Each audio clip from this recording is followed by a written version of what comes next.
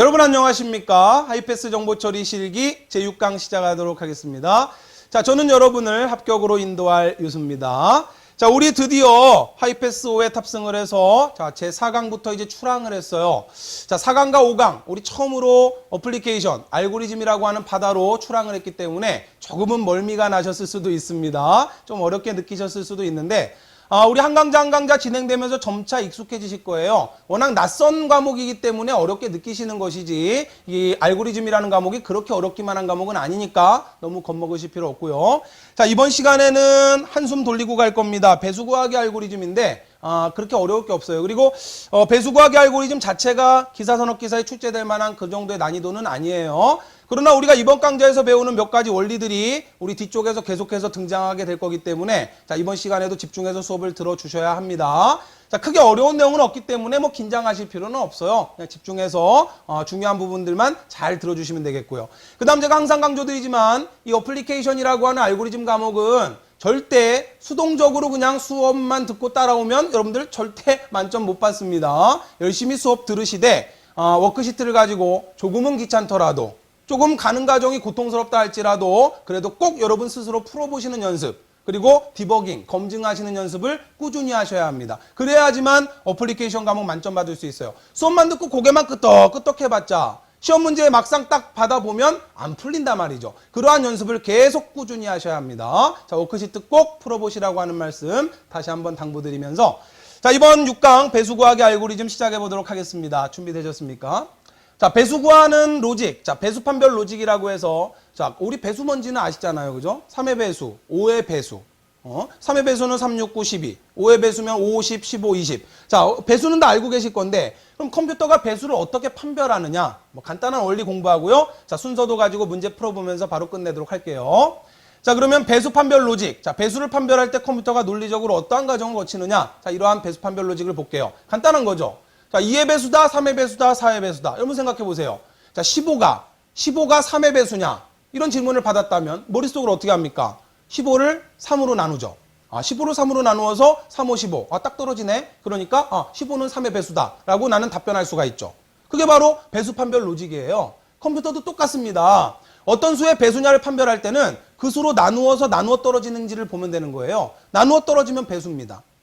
17이 5의 배수냐? 그러면 17을 5로 나누겠죠. 그러면 5로 나눴더니 나머지 2가 나오잖아요. 나누어 떨어지지 않죠. 그죠? 따라서 17은 5의 배수가 아니다라고 우린 판별하죠. 똑같아요. 컴퓨터도 2의 배수냐, 3의 배수냐, 4의 배수냐, 5의 배수냐를 판별할 때는 어떤 수를 그 수로 나누어 보면 됩니다. 다시 말하면 무슨 이야기냐면 i라고 하는 변수에 저장되어 있는 값이 2의 배수냐를 판별할 때는 i 변수 값을 가지고 와서 2로 나누었을 때 나머지 값을 모두 함수로 구하면 돼요. 자, 여기서의 등호의 의미는 대입의 의미가 아니고 0과 같다라는 의미예요. 자, 따라서 i 변수에 저장된 값을 가지고 와서 2로 나누었을 때 나온 나머지 값이 0과 같으냐를 판별하면 되는 거예요. 그죠? 결국 이 말은 뭐예요? 2로 나누었을 때 나누어 떨어지느냐 이 소리죠. 그죠? 마찬가지입니다. 3의 배수냐?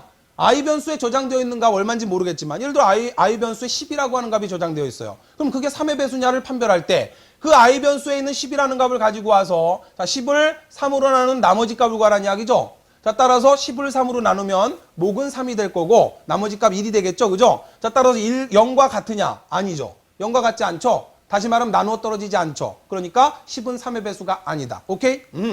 자, 4의 배수다 그러면 4로 나눠 보면 되겠고 5의 배수다 그러면 그냥 5로 나누어서 나머지 값을 모두 함수로 구해서 나머지 값이 0인지만 판단하면 끝나는 겁니다. 이게 끝이에요. 배수 구하는 로직. 그 수로 나누었을 때 나머지를 구했을 때 나누어 떨어지느냐. 다시 말하면 나머지를 구해서 그 나머지 값이 0이 되느냐를 판별하면 배수인지 아닌지를 판별할 수 있다는 간단한 원리입니다. 자, 그러면 여러분들 교재에 나와 있는 순서도 보면서 알고리즘 이해하기 들어가도록 할게요. 자, 우리가 지금 구해야 하는 알고리즘이 1부터 100까지의 수 중에서 자, 그럼 딱 보니까 1부터 100까지 뭔가 이렇게 증가하는 수가 있겠네요. 그죠? 자, 그 수 중에서 5의 배수를 구하고 5의 배수를 구해서 그 5의 배수가 몇 개인지 1부터 100까지 5의 배수가 몇 개가 있는지 그리고 그 5의 배수의 합을 저장해야 됩니다. 그러면 딱 그림을 그려보면 5의 배수의 개수를 저장할 카운트 변수 하나 만들고 그 다음에 5의 배수가 나올 때마다 그 5의 배수를 누적할 썸이라고 하는 변수 하나 만들면 되겠죠. 그죠? 그래서 5의 배수냐, 5로 나눴을 때 나머지가 0이냐를 판별해서 만약에 나머지가 0이다 그러면 5의 배수니까 카운트하고 그리고 썸 변수에 누적하고 끝. 자, 우리 머릿속에 있는 그 알고리즘을 순서도로 그냥 그림으로 표현하면 바로 이렇게 순서도가 그려지는 겁니다. 간단한 거죠? 자, CNT라는 변수와 썸이라는 변수 두 개를 만들었어요. 기억 공간 두 개를 만들었고 초기값을 모두 0을 집어넣습니다. 자, 이때 CNT다, 썸이다라고 하는 변수명은 내 맘대로 만들 수 있는 거예요. 일반적으로 개수를 셀 때 카운트의 약자를 써서 CNT를 많이 쓰고요. 합계를 구할 때 썸이라는 이름으로 변수명을 많이 만듭니다. 자, 그래서 두 개의 변수를 만들고 0을 초기값으로 줬고, 자, 우리 반복문이 보이네요. 반복문 i라고 하는 변수를 만들어서 1부터 100까지 일씩 증가시키라는 이야기죠. 우리가 지금 구하고자 하는 게 1부터 100까지의 5의 배수니까 자, i라는 값이 1부터 계속 일씩 증가해서 100까지 가는 겁니다. 그래서 어떻게 하는 거예요?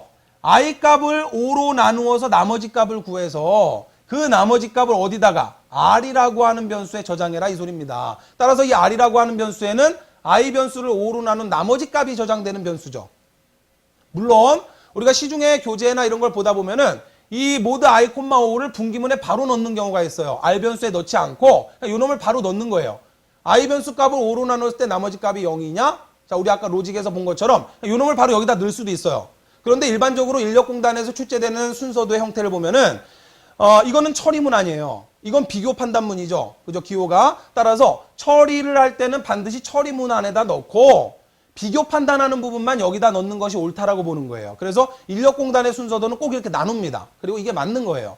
이 안에다가 얘를 넣어버리면 비교 판단문 안에서 처리가 이루어지기 때문에 순서도 자체만으로 봤을 때 이렇게 좋지 않다라고 본 거죠. 그러나 요 놈이 여기에 그냥 바로 들어가도 상관은 없어요.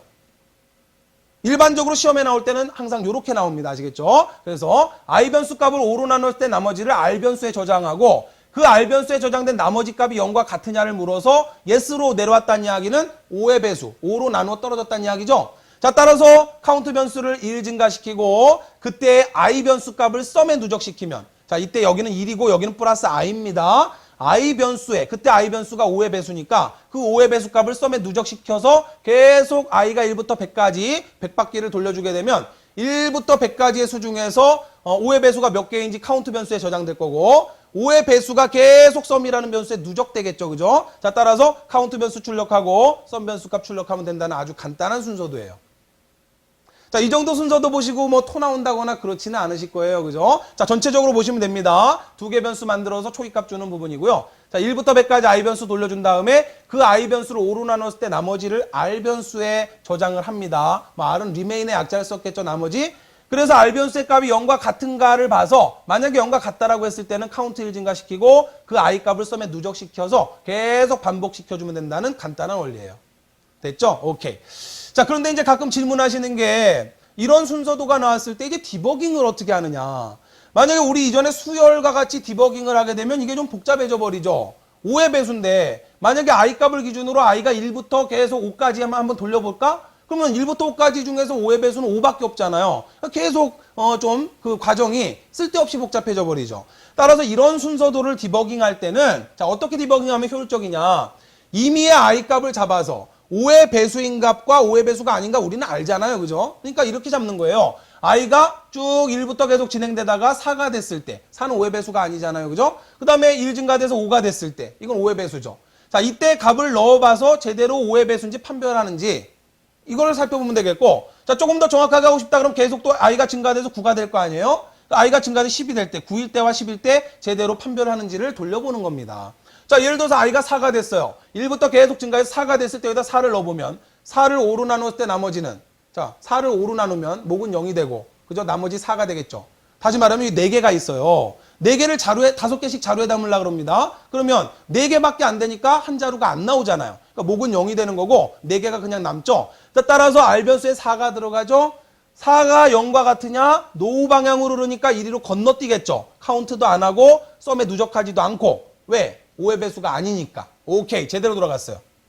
자, 그리고 이제 i가 5가 될 거 아닙니까? 자, i가 5가 되면 여기다 5를 넣어본단 말이죠. 여기 5개가 있어요. 5개를 5개씩 자루에 담아요. 한 자루가 나오겠죠? 자, 따라서 목은 1이 되고 남는 거 있어요? 없어요? 없죠. 따라서 5를 5로 나누면 나머지 값 0 아닙니까? 따라서 5를 5로 나누면 나머지 값 0, R에 0이 들어가겠죠. 자, R변수에 들어온 값이 0과 같으냐? yes. 다시 말하면 5는 5의 배수.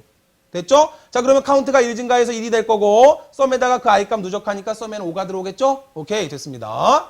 자, 계속 또 돌아갈 거예요. 계속 돌아가다가 I가 9가 됐어요. 그러면 9를 여기다 넣어보는 거죠. 9를 5로 나누면 9개가 있습니다. 5개씩 자루에 담아요. 5개 한 자루 나오고 낮게 4개 나오겠죠. 따라서 나머지는 4가 됩니다. R변수에 4가 들어오죠. 자, R값이 0과 같으냐? 노로 건너뛰죠. 오케이, 제대로 들어갔고요. 자, 또 그 다음 I가 10이 됐습니다. 여기다 10을 넣어보면 R변수에 0 들어갈 거고 R이 0이냐? S로 떨어지니까 카운트 1 되니까 아까 1이었죠? 자, 1이 또 누적되니까 2가 되죠. 지금까지 5의 배수 2개 나왔다는 소리고 그 다음에 썸변수에 I값 누적하니까 아까 5를 누적했잖아요. 이번에 또 10을 누적하니까 썸변수에는 15가 들어오겠죠. 지금까지 5의 배수는 50 2개가 되고 50 누적돼서 썸변수에 15가 저장된다. 오케이? 아, 제대로 돌아가는구나. 자, 디버깅 이런 경우는 이렇게 하시는 거예요. 이걸 또 I부터 해서 1일 때 또 2일 때 계속 돌리면 시간만 잡아먹고 효율적이지 않으니까 자, 융통성 있게 자, 5의 배수를 구하는 거니까 5의 배수가 아닐 때와 5의 배수일 때를 구분해서 제대로 판별을 하는지만 살펴보시면 된다는 그런 이야기입니다. 오케이? 끝났어요. 자, 그런데 이제 그 다음 순서도를 보시면 이 순서도하고 똑같은데 한 가지 다른 게 뭐냐면 자, 여기서는 모드라고 하는 함수를 이용해서 간단하게 R이라는 변수의 나머지 값을 구했어요. 그런데 그 다음 순서들을 보시면 똑같은데 자, 여기는 목과 나머지를 구하는 과정으로 두 과정이 나누어져 있죠. M이라고 하는 변수를 하나 만들어서 거기다가 뭔가 저장했고 R이라고 하는 변수로 여기서 판단한 거 보니까 R이라는 변수가 나머지 변수인데 나머지를 이렇게 구했어요. 이게 도대체 무슨 소리냐. 자, 알고리즘이라는 게 이런 거예요. 제가 얼핏 말씀드렸지만 우리 거의 초등학교 때 다 배운 내용들이에요. 지금 이 목과 나머지 구하는 이 과정도 우리 다 초등학교 때 배운 겁니다. 그걸 이렇게 순서대로 옮기니까 이게 무슨 소리야 도대체. 인트 I 나누기 5를 M에 넣고 I 마이너스 목 곱하기 5를 해라? 이걸 R에다 넣어라. 자, M은 목의 약자를 썼겠죠. 목의 약자를 써서 M을 썼을 거고 자, R은 remain의 약자를 써서 나머지의 의미로 R이란 변수를 만들었겠죠. 그죠? M이란 변수와 R이란 변수를 만들어서 M이란 변수에는 I를 5로 나눴을 때의 값을 정수값을 취해서 저장하라는 소리예요. 그리고 R이라는 변수는 I 마이너스 목 곱하기 5를 하라는 이야기인데 이게 도대체 무슨 소리냐?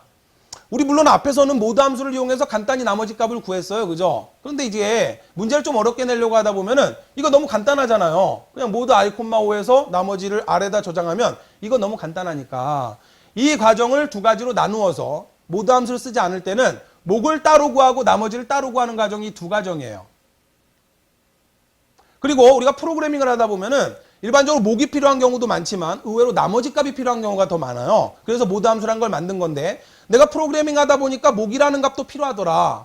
지금 아까 우리 이 순서도에서 모드 함수를 쓰게 되면 여기서는 목을 안 구합니다. 그죠? 목 구하는 부분이 없어요. 그냥 나머지만 구하지. 그런데 나는 목값도 필요하더란 이야기예요. 그럴 때는 목과 나머지를 따로 구해줘야 됩니다. 자, 이렇게 목과 나머지를 따로 구할 때는 바로 이렇게 두 과정을 거치게 되는데 이게 도대체 무슨 소리냐? 아무것도 아니에요. 자, 우리 초등학교 때 배운 내용들을 다시 한번 복습해 보는 거예요. 자, 예를 들어서 I 값이 9일 때 볼게요. 자, 이 부분만 따로 떼어왔어요. 그러면 자, 이게 무슨 의미고 이게 무슨 의미로 어떻게 목과 나머지를 구하는지. 자, 예를 들어 I가 9일 때 여기다 9를 대입해 보자고요. 그러면 M변수 값에는 뭐가 들어와요? 9 나누기 5의 값을 인티저로 묶었으니까 정수로 바꿔서 M으로 들어오겠죠. 그럼 얼마 들어올까요? 자, I가 9입니다. 9 나누기 5. 그냥 9 나누기 5를 하면 어떻게 해요? 만약에 M변수의 값이 그냥 9 나누기 5를 해라 라고 했다면 M변수에는 얼마가 들어갈까요? 그렇죠? 얼마가 들어가요? 5, 1은 5, 5, 8, 40. 1.8이 들어갑니다. 자, 이렇게 계산하라고 하면 그냥 9 나누기 5의 값을 M에다가 저장해라 결과값을. 그러면 0이 될 때까지 나누기 때문에 1.8이라고 하는 값이 M변수에 들어와요. 그런데 인티저라고 하는 작은 정수값으로 정수값으로 묶어줬기 때문에 1.8이 얼마로 바뀌어요? 1로 바뀌겠죠? 따라서 M변수 값에는 1이 들어오게 되는데 그 과정이 어떻게 되는 거냐면 자, 보세요. 우리 이렇게 하잖아요. 9를 5로 나눌 때 이렇게 쓰지 않습니까? 그죠? 그럼 지금 9라는 값이 I 값이죠. 그러면 9를 5로 나눴을 때 어떻게 합니까? 5, 1은 5. 자, 5, 1은 5. 이렇게 할 거 아니에요. 그죠? 5, 1은 5. 그리고 어떻게 합니까? 9에서 5를 뺄 거 아닙니까? 그죠? 9에서 5를 빼서 4라는 값을 구할 거 아니에요. 근데 아직 끝나지 않았잖아요. 4라는 값이 남았으니까 계속 가는 겁니다. 자, 그럼 0 하나 써주고 그 다음에 .8. 자, 따라서 5, 8, 40. 따라서 나머지 0. 우리가 만약에 무슨 나머지 그런 거 생각지 마시고 그냥 9 나누기 5를 구해라 그럼 여러분들 이렇게 계산하실 거 아닙니까? 그쵸? 아무것도 아니죠. 그죠? 그런데 지금 여기서 뭐라고 했냐면 그때 나온 9를 5로 나눈 목값을 어떻게 하라 했어요? 정수값만 취하라 했어요. 그러면 자, 이 1.8이란 값이 이렇게 나왔는데 이 1.8이라고 하는 값을 정수값을 취해서 m에다 저장한다라고 했기 때문에 m에 저장되는 값은 1.8이 저장되는 게 아니라 1만 저장된단 말이에요. 1이라고 하는 값만. 그러면 나머지 가정들도 지어보면은 자, 이런 가정이 되는 거죠. 9를 5로 나누면 목은 1이 되는 거죠. 나머지는 4가 되는 거예요. 따라서 요 놈이 목이 되는 거고 요 놈이 나머지가 되는 거죠. 우리가 필요한 건 여기까지예요. 따라서 자, 9를 5로 나누면 목이 얼마냐? 그럼 1이라고 하면 되는 거죠. 9를 5로 나눌 때 나머지는 얼마냐? 4라고 하면 되는 거예요. 말 그대로 아까 말씀드렸지만 여기 콩이 9개가 있습니다. 그 9개의 콩을 5개씩 자루에 담으려고 그래요. 그럼 5개가 담겨서 한 자루가 나올 거고 그게 목이고 낱개가 4개 나올 거 아닙니까? 그게 바로 나머지 4의 의미 아닙니까? 됐죠? 자, 따라서 이 목과 나머지 구하는 과정. 자, 이것을 그대로 식으로 옮긴 게 요 놈이에요. 이게 무슨 소리냐? 자, 보세요. 자, 일단 목을 구하는 과정은 아시겠죠? 그죠? 9를 5로 나눈 다음에 나온 결과값 1.8이었는데 그 놈을 인티저를 붙여서 정수값 취해서 1을 취해버리면 자, 목이라고 하는 값 1을 구했어요. 따라서 이 목이라는 n변수에 1이 들어왔겠죠. 근데 어떻게 나머지 값 구하는 공식이 i-목 곱하기 5냐? 이게 도대체 무슨 이야기냐? 자, 물론 나중에 외우시는 거지만 원리를 이해하시면 아무것도 아닌 거예요. 보세요. 이 안에 다 담겨 있습니다. 지금 i 값은 9죠? 그죠? i 값은 9예요. 그럼 보세요. 이거 나머지 4 어떻게 구했어요? 9 빼기 5를 했잖아요. 9-5를 해서 4라는 나머지 값 구한 거 아닙니까? 그럼 잘 보세요. 요 놈이 9죠? i죠? 그럼 요 놈은 뭐예요? 어떻게 나왔어요, 요 놈? 5, 1은 5. 됐어요? 5, 1은 5. 자, 5라는 값과 n변수에 있는 값 2를 곱하면 5, 1은 5. 아하, 따라서 요 놈의 의미는 뭐예요? 5 곱하기 목. 다시 말하면 목 곱하기 5란 말이에요. 무슨 이야기인지 이해되시죠? 5, 1은 5 아닙니까? 이게 m에 들어가 있잖아요. 따라서 5 곱하기 m. 그러면 요 놈이 나온 거죠. 따라서 5 곱하기 m. 뒤집어서 m 곱하기 5. 목 곱하기 5가 되는 거예요. 그럼 얘는 어떻게 나왔느냐? 여기서 여기 뺐잖아요. 요 놈은 i고 요 놈은 목 곱하기 5니까 i 마이너스 목 곱하기 5 끝. 됐습니까? 그래서 r은 i 마이너스 목 곱하기 5라는 공식이 나온 거예요. 이제 이거 나중에 외우는 거지만 원리 간단한 겁니다. 이거 못 하시는 분이 어디 있어요? 그죠? 9 나누기 5를 해라 그러면 당연히 5, 1은 5. 그래서 9에서 5 빼니까 4. 이렇게 계산할 거다 말이죠. 따라서 이 5라는 값은 5라는 값에 목을 곱해주게 되면 5, 1은 5. 따라서 목 곱하기 5가 되는 거고 나머지 값 4라는 값은 요 놈에서 요 놈을 뺀 거란 말이죠. 요 놈이 i고 요 놈이 목 곱하기 5란 말이에요. 따라서 i 마이너스 목 곱하기 5를 하게 되면 나머지 값이 구해진다. 이런 간단한 원리예요. 그것을 순서대로 옮겨서 이렇게 써놔버리니까 이게 이제 헷갈린 거죠. 일부러 외우실 필요 없어요. 앞으로 지겹게 볼 겁니다. 아하. 자, i를 5로 나누어서 정수값을 취해서 m에다 저장하면 이건 목이 되는 거고 자, 그 i 값에서 목 곱하기 5한 값을 빼주게 되면은 나머지 값이 구해진다. 이 원리입니다. 됐나요? 자, 따라서 10일 때도 또 한번 해볼까요? 만약에 i 값이 10이에요. 그럼 우리 어떻게 계산합니까? 10이다 그러면 5로 나누면 5, 2, 10 이렇게 계산할 거 아니에요. 그죠? 10에서 10을 빼서 나머지 값 0. 아하. 자, 따라서 10을 5로 나누었을 때 목은 2가 되고 나머지 값 0이다. 여기 콩이 10개가 있는데 5개씩 자루에 담았더니 2자루가 나왔고 낱개는 없더라. 이 소리 아닙니까? 그러면 이때 목과 나머지를 어떻게 구하느냐? 이 목값은 어떻게 하면 된다? i를 5로 나눴을 때 나온 값을 정수값을 취하면 2가 되죠? 그죠? 그 다음에 요 놈은 어떻게 구했어요? 자, 요 놈이 이제 목이 되는 거고 요 놈이 나머지 값이 되는 건데 요 놈은 5 곱하기 2 아닙니까? 그죠? 5 곱하기 2. 2라는 값은 목에 들어가 있잖아요. 따라서 5 곱하기 목. 다시 말하면 목 곱하기 5. 아하, 그렇게 하면 10이 나온 거죠? 요 놈 어떻게 구했다고요? 여기서 요 놈을 빼면 된단 말이에요. 요 놈은 i. 요 놈은 목 곱하기 5. 따라서 i 마이너스 목 곱하기 5. 따라서 i 마이너스 목 곱하기 5. 이해되셨습니까? 오케이, 끝났어요. 아무것도 아니죠? 자, 이 과정이 이제 요 놈이 뒤에서 자주 등장합니다. 따라서 일부러 외우려고 하지 마시고 요런 원리를 말하는 거구나. 이걸 그대로 순서대로 이렇게 옮긴 거구나 정도만 이해하시고 넘어가면 되겠어요. 오케이, 끝났습니다. 자, 그래서 n이 j의 배수인지 판별하는 로직을 우리 이야기할 때는 이렇게 모드 함수를 이용해서 n을 j로 나눴을 때 나머지 값을 나머지에다 넣고 나머지가 0이냐를 판별하면 n이라는 값이 j의 배수인지 판별할 수 있다 이 소리예요. 그러니까 모드 함수 이용할 수 있다는 소리고, 자, 이 가정을 이렇게 따로 나누어서 목과 나머지를 따로 구하면 인티저 붙여서 n을 j로 나눴을 때 목을 정수값만 목에다 저장하고, 그 다음에 m 마이너스, 자, 이거 목이에요. 목 곱하기 j. 자, m이 아니라 목이죠. 여기서 목이라 했으니까 목 곱하기 j. n 마이너스 목 곱하기 j 값을 계산하면 나머지 값에 나머지를 구할 수 있다. 그 나머지가 0인지를 판별하면 된다 이 소리죠. 이것도 헷갈리시면 안 돼요. n을 j로 나눈 거 아닙니까? 그죠? n을 j로 나눈 거니까 n 값을 j 값으로 나누잖아요. 그럼 여기 목 값이 나올 거 아닙니까? 그럼 j 곱하기 목 아니에요. 따라서 여기 오는 값은 목 곱하기 j잖아요. 목 곱하기 j. 목 곱하기 j. 따라서 나머지 값은 요 놈에서 목 곱하기 j를 빼는 거니까 n 마이너스 목 곱하기 j. 이해되셨죠? 그죠? 오케이, 됐습니다. 자, 따라서 요 정도 이해하시면 되겠고, 요건 이제 이번 시간에 배운 요 이제 알고리즘이, 요 로직이 뒤쪽에서 계속 등장합니다. 오케이, 됐어요.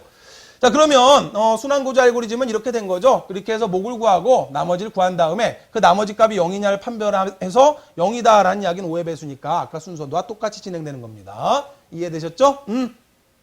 자, 그러면 여러분들과 기초문제 풀어보면서, 자, 지금 이제 여러분하고 저하고 알고 있는 거, 배수를 이렇게 판별하는구나 정도 알고 있죠. 그러면 그 지식을 가지고 이 문제를 실제로 이제 어떻게 풀어나가는지 이러한 과정들을 잘 보세요. 우리가 풀어야 될 문제가 뭐냐면 1에서 100까지의 정수 중에서, 자, 그럼 이제 1에서부터 100까지 증가하는 뭔가 변수가 있겠죠. 그죠? 3의 배수이면서 5의 배수, 3과 5의 공배수가 되겠네요. 그죠? 3의 배수이기도 하고 5의 배수이기도 한 수를 구해서 출력하는 순서들입니다. 자, 일단 문제 이해되셨죠? 그죠? 1부터 100까지의 수 중에서 3의 배수이면서 5의 배수인 수를 구해서 출력하라는 소리예요. 그죠? 그럼 뭐 15도 출력될 거고, 30도 출력될 거고, 그죠? 공배수가 출력되겠죠. 그러면 순서도가 이렇게 나왔어요. 그럼 이걸 이제 어떻게 풀어가느냐? 과정을 잘 보시란 말이에요. 자, 우리 기능사 기출 문제인데, 기능사 기출 문제는 이렇게 준비기호 안에서 변수의 초기값을 받습니다. 그러나 기사산업기사는 그렇지 않아요. 처리기호에서 다 받아요. 그러나 그거는 출제하는 사람의 어떤 스타일이니까, 자, 어쨌든 i란 변수 만들고 수1이라는 기억 공간, 수2 기억 공간, 수3 기억 공간, 자, 이렇게 4개의 변수 공간을 만들고 각각 전부 0을 초기값으로 받았어요. 그리고 전체적으로 순서들을 보니까 스탑으로 종료되는 게, 자, 뭔가 이 값이 100과 같으면 yes가 되면 종료를 하라 그랬어요. 그러면 우리가 구하는 건 1부터 100까지의 수 중에서 3과 5의 공배수 값을 구하는 거니까 뭔가 어떤 값이 1부터 100까지 계속 증가하는 값이 있을 거 아닙니까? 그쵸? 그러면 뭔가 플러스 1 되면서 계속 증가되는 값이 있겠죠? 순서도를 전체적으로 쭉 보세요. 자, 여기에 그런 부분 나옵니까?